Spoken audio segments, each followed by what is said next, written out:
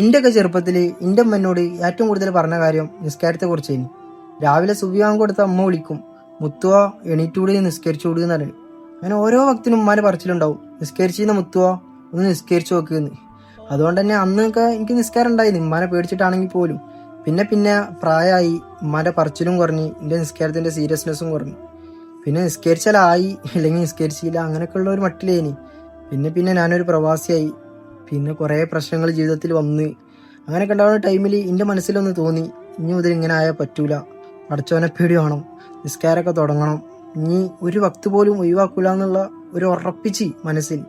അങ്ങനെ ഇന്നിപ്പോൾ ഏകദേശം 2 കൊല്ലമായി അൽഹംദുലില്ലാ. അന്ന് മുതൽ ഇന്ന് വരെ ഞാൻ ഒരു വക്ത് പോലും ഒഴിവാക്കിയിട്ട് നിസ്കാരം.